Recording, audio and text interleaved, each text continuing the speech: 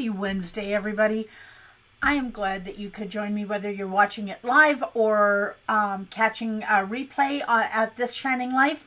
I'm glad you're here. One way or the other, we're going to have some fun, and this is going to be delicious today. So, first things first, have you got a hot cup of coffee with you? Because I've got amaretto, the sugar-free Da Vinci amaretto syrup in mine again today. Now, if you are going to be attending the Wetaskiwin Farmers Market today, and I really hope you are, then please stop in and see me, because I'm going to have not only TSL organic spices there, but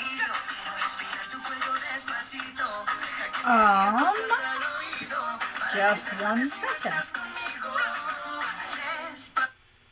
I do not know what that was, but it was not something that we needed to do right this second. Okay, where was I?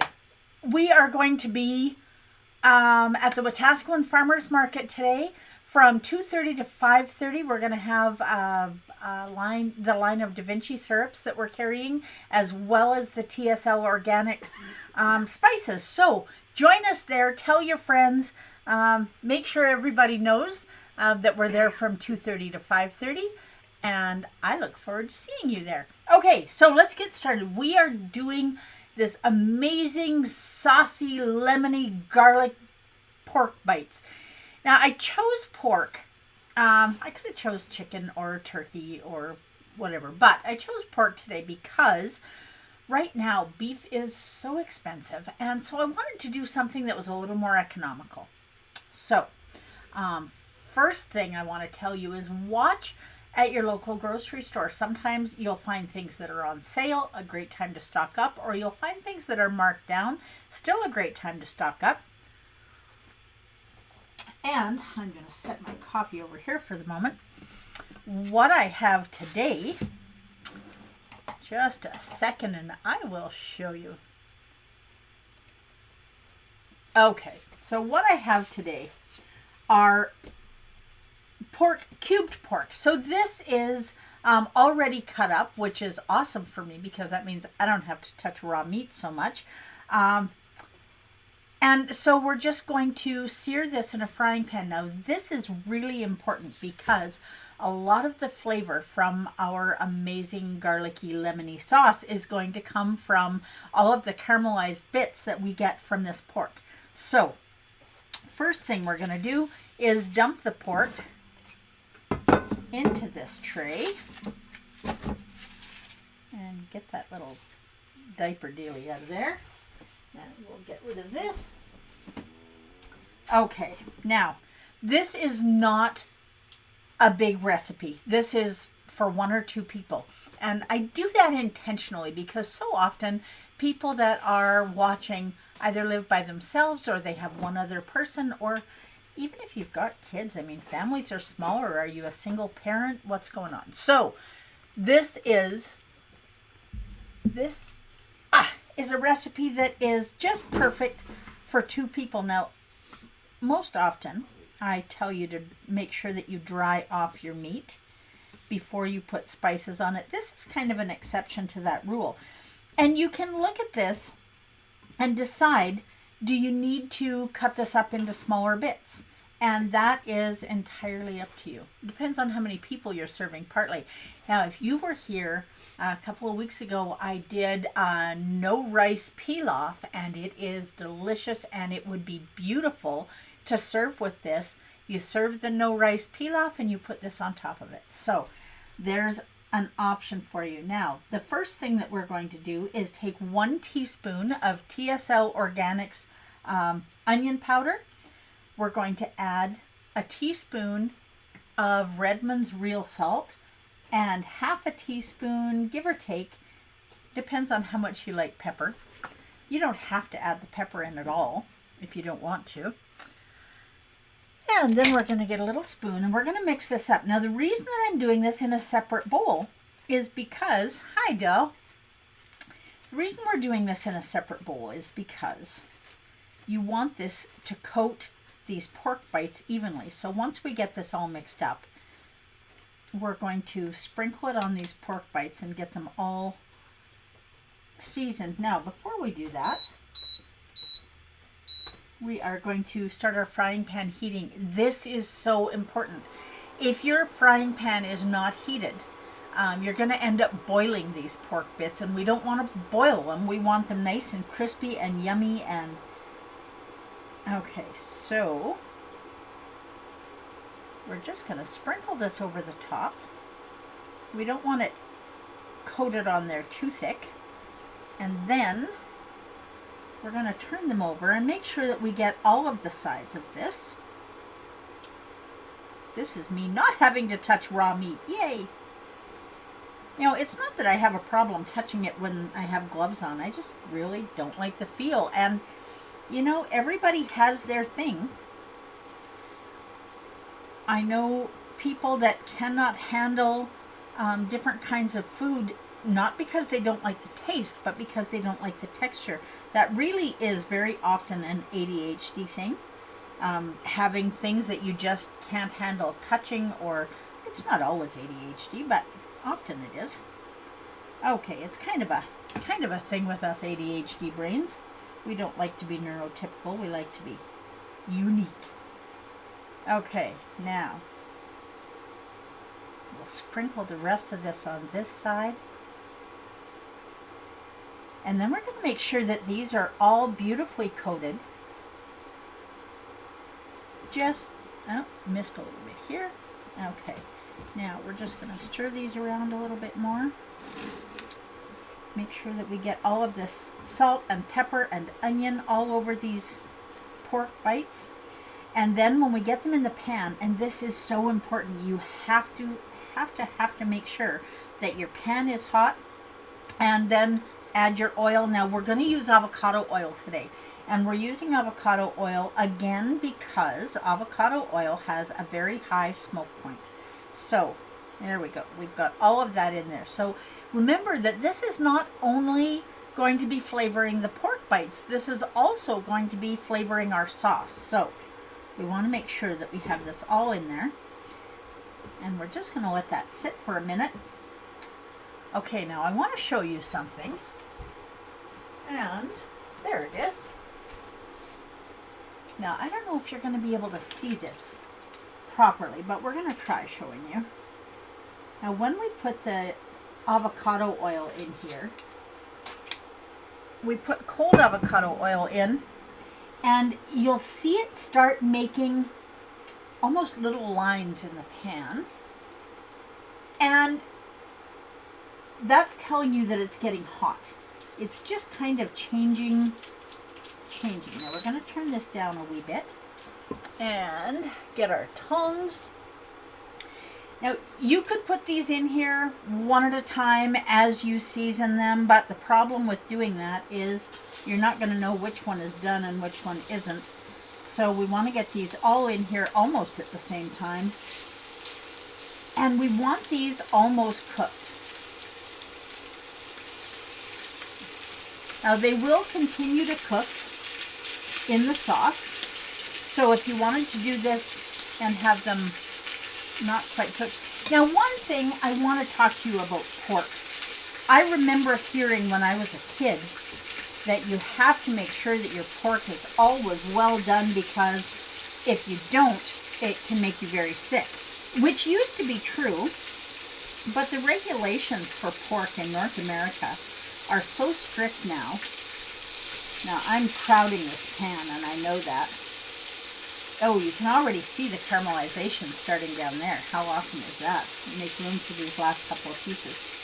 And then we will just save this and get this out of here.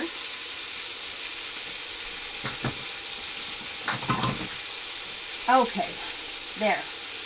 Now we're going to let these sear, and it's important that you get every side. So the regulations for pork have gotten so strict, there hasn't been a case of trichinosis, is the parasite that you could get that would make you very sick.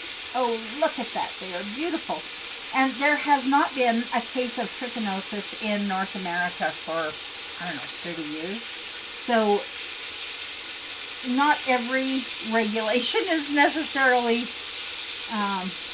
well, we won't go there. Anyway, so Am I telling you that you should eat your pork rare? No, I absolutely am not. But do you need it cooked to death? No, you don't. About 150 degrees, if you're using a meat thermometer, about 150 degrees is good. If you have a meat thermometer that shows you, you can tell that some of these are just wanting to be flipped already, and look at that. We have this beautiful caramelization happening. And that beautiful caramelization is also splattering a little bit. So, I'm going to get my coffee out of there. Now, I want to talk to you about something else today as well. We're just going to leave these caramelizing in here, and I'll be flipping them around while we're chatting. So, if you buy a meat thermometer that tells you what temperature you should cook your meat to, and I have one of those, it will tell you that you need pork cooked to, let me show you, 170 degrees, and I just hit a button that I shouldn't have hit, but it doesn't matter. It tells you that pork needs to be cooked to 170 degrees. That is not accurate. So if you cook your pork to 150, you are going to be absolutely fine, and your pork is going to be much juicier.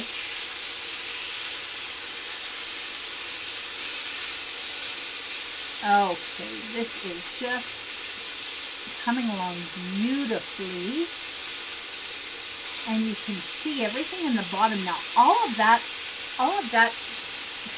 the sticky bits in the bottom, that is what is going to give our sauce that we make with this a huge amount of flavor. So you want to make sure that you let this pork caramelize in there, and we want to get it cooked as well. So, okay, so I want to talk to you about salt. Now, we haven't talked about salt for a while, so we're going to talk about it today while these are cooking away. You should salt your food to taste. Now, we have been told for decades, do not put salt on your food. Salt is evil. Salt is the devil. Salt will kill you. Salt will give you high blood pressure. There has never, ever been a medical study done anywhere that shows that salt will give you high blood pressure. Low sodium, however, can also create low potassium, low magnesium. That can give you low blood pressure. So, salt your food to taste. We are mammals. Now, we may be at the top of the food chain. We've kind of done everything that we can to make sure that we're there, but we're still mammals. Why do mammals walk for miles and miles and miles to find a salty rock to lick? Why do we put salt blocks out for cattle and sheep and goats? Well, goats you don't put a block, you put salt minerals. We need that. And you don't get it from your food. Salt and magnesium and potassium you can get from your food, but you're not going to get the sodium that you need from your food. That's why animals look for salt licks. That doesn't mean that you should have everything super salty, but you should salt to taste. And if you salt to taste and you have high blood pressure, or you develop high blood pressure, then you really need to look at how it is you're feeding yourself and your family. If you're eating a carb-rich diet, that will absolutely cause high blood pressure. Now, oh, look at this. These are just being such good little pieces of pork. Okay, now we're going to try and stand these up. The more sides you can caramelize, the tastier this will be and the prettier it will be. Now, one thing about buying thick cut, like inch thick cut pork chops and cutting it yourself is you can do this in a more even cube, and it makes it easier to cook and get ready for this. But this is going to be beautiful one way or the other, and it was definitely a more economical option than buying thick cut pork chops. Those are always the most expensive thing, almost, I think. Okay, so watch in your grocery store for things that go on sale. If you have a deep freeze, and that's something else, I'm going to give you guys a hint. If you are using the freezer above your fridge, you can only keep things in there for 2 to 3 months. The frost-free freezers in the top of the fridge, the reason they're frost-free is because they pull the moisture out. That's what creates frost. So if you're putting meat or anything else in your freezer, it's only good for about 3 months, and then it's going to start freezer burn. If you are wanting to keep it longer, you want to stock up on it, then you definitely want to put it in a deep freeze that is not frost-free, because that's going to give you a much longer timeline with a lot of things, up to a year. Okay, let's turn that one on that side. Let's keep turning these guys around, see if we can't get them caramelized on every side. Now, we're taking a lot of time talking about salt and freezers, but the sauce is going to come together really fast, so you're going to be glad you did this. Have you tried the rice pilaf recipe? So, when you watch these, whether you are watching it live or watching it a replay afterwards, please comment on what I'm doing, what you want to see me doing, what you've tried that I've done, or what you would like me to try and see if I can keto it. Okay. These are getting pretty close to being done. There's still a few of them that are a little bit pink, the bigger bits, but they're going to continue cooking in the sauce. Now the littler bits, like this, that are smaller pieces, those are going to be done before the bigger pieces, and that's something to watch out for. Where did my bowl go? We're going to take those little ones out right now, because they are definitely going to be done, and we don't want them overcooked. And we're just going to give these big ones a couple more minutes in here, and then we're going to start putting the sauce together. So, I'm using TSL organic spices. We're going to be using a smoked paprika. It's going to give it that beautiful, a little bit of a spicy bite, not much, but a little bit. And it's also going to give it a beautiful color. And then, oh, look at these. They are absolutely beautiful. I think we're going to need a bigger bowl. So let's just dump these in here. Okay, now these are pretty close to being done. Should we check and see how close these are to being done? So you remember we want around 150. 150 is good. So let's take one of these, and that's one of the bigger ones. And we'll stick it in the middle, and we'll see what comes back. We're at 93, 117, 129, 136, we are almost there, 142, 144. Okay, now this is one of the bigger ones, 149, 151, we are good to go.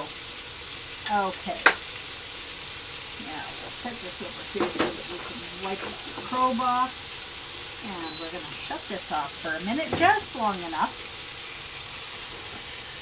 to get these bits out of here. Now, if the biggest one is done, the other ones are also done. Oh, look at these. They are absolutely gorgeous. Now, the bottom of the pan looks dark, and I know it does, and that's okay, because we are going to take half a cup of chicken stock, and we're going to deglaze the bottom of the pan with it. Now, I still have the burner turned off, and I have it turned off because, just get all this yumminess out of the bottom of the chicken stock bowl, because that's lots of flavor too. Okay. So we're going to deglaze the bottom of the pan to pull all of those little caramelized bits off the bottom. Now, you saw how pale the chicken stock was and how dark it is in the pan. So that shows you how much wonderfulness we're getting off the bottom of this pan. Now, I'm just going to let that sit there for a minute, and I'm going to show you what else we're going to do. Now, I'm going to get a small bowl, and we are going to add our half a teaspoon of TSL organic smoked paprika. half a teaspoon of lemon zest. Now, last summer, I zested a bunch of lemons and then made lemon ice cubes out of them that went in the deep freeze and dried the lemon zest. So when I need it, I've got it. Okay, we're also going to add half a teaspoon of garlic powder, TSL Organics garlic powder. There we go. And a quarter to a half a teaspoon of xanthan gum. Now, I say a quarter to a half because it really depends on how thick you like your sauce. If you like your sauce really thin, you can leave the xanthan gum out. If you like it really thick, then you want to put the xanthan gum in. That coffee, for some reason, is just especially good this morning. Okay, now, this has just about done what it needs to do. So we're going to set this aside. Now, when you are deglazing the bottom of the pan, give it a minute for all of the little bits to come off the bottom. And then we'll turn the pan back on, and we want to get this boiling. So I've got pretty much everything off the bottom of the pan now. And we're going to turn it back on 3, and we're going to wait for this to start to boil. And then we're going to add everything else. Now, I've put everything in this little bowl except for a little bit of salt. Okay, and we are going to mix this up. This is going to do two things. This is going to get the xanthan gum mixed in so that it doesn't clump so much. Xanthan gum is an interesting thing to try and use sometimes because it can really, pardon me, it can really get clumpy and yucky, and that is definitely not what we're wanting. Okay, so we're done with that. This is starting to boil, and so we've got whatever beautiful fat we have from the pork as well as the leftover avocado oil that's in there. So we've got lots of beautiful fat in here, and now we are adding half a cup of heavy cream, whipping cream. Now this is 35%.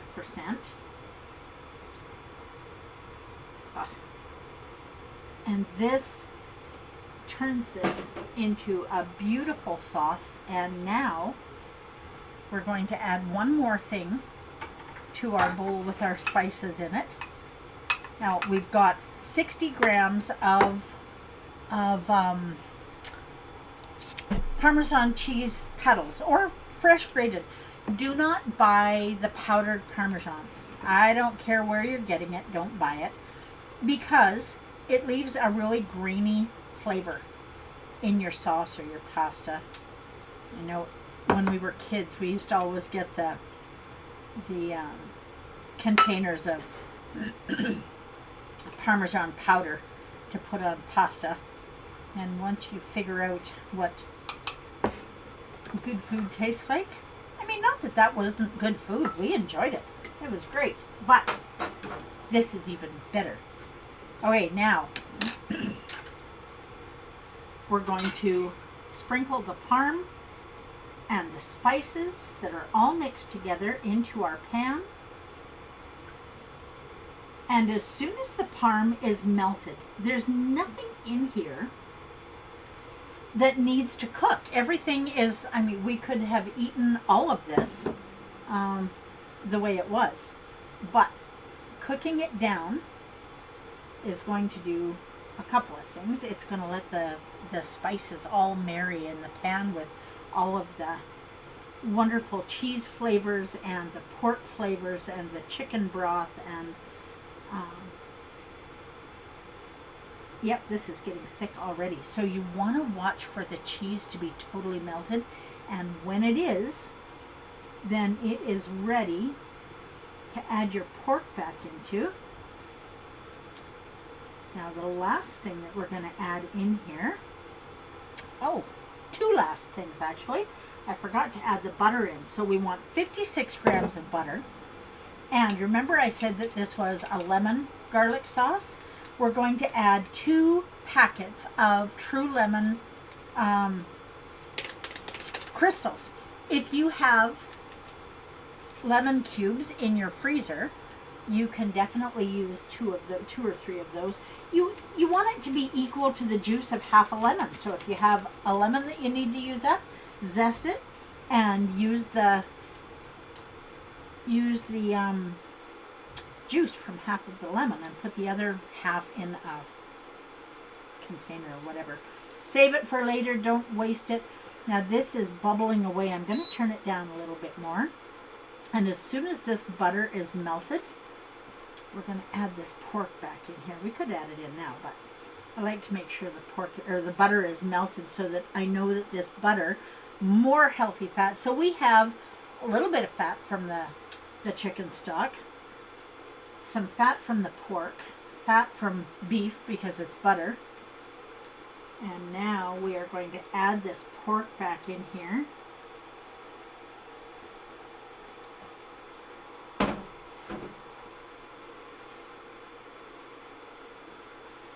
Oh, look at this. Now, this is ready to serve just like that.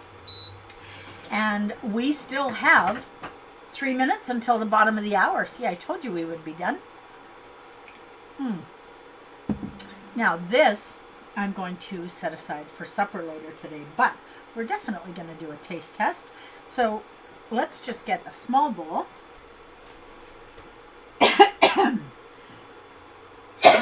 Pardon me. Oh my goodness. And if I can scoop one of these guys up, we'll just get a couple of the little pieces. And a little bit of sauce on top of that. Now you put this over some rice pilaf, the chicken rice pilaf that we did. Okay, now. Oh my goodness, I'm dropping things here. Now let's see how we've done today. Have you got true lemon crystals in your cupboard? Honestly, they are wonderful in a bottle of water. They're wonderful in so many lemony things. Now, let's see. The lemon and the parm are really forward in this. And even though we put a fair amount of garlic and onion in there, it just enhances it. It isn't making it too garlicky. So even if you're not a real fan of garlic, as long as you like lemon and parm, you're going to like this. Okay, now let's see. Get that apart.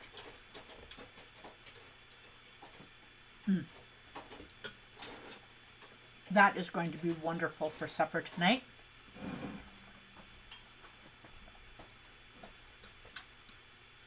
Okay, let's see.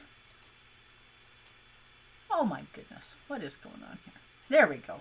Okay, so that is what we have today. These beautiful, lemony, garlicky, saucy pork bites that are 100% keto, 110% delicious. You are definitely going to love this on top of your rice pilaf or with your rice pilaf. So go and cook something for yourself, for your family. You don't need to be cooking for a bunch of other people. You can be doing it for yourself.